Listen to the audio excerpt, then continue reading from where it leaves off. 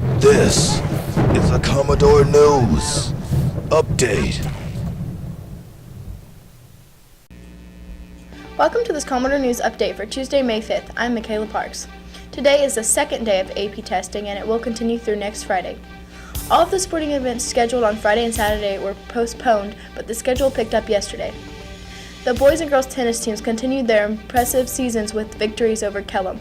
The boys won 7-2 while the girls won 6-3. In softball, Maury fell to a green run 24-3. Now here's Taylor Blakeney with what's on tap for today. Whenever you're ready. Thank you, Taylor. Today, several Commodore teams will be in action. The softball team plays Kellum here in Maury today at 5 p.m. Meanwhile, the baseball team travels to Princess Anne for a game against the Cavaliers. Game time is 7 o'clock. Later, the girls and boys soccer team host Kempsville at Townsend Field. The girls play at 5:15, followed by the boys game at 7 o'clock. On Wednesday, the boys and girls tennis teams will play Princess Anne.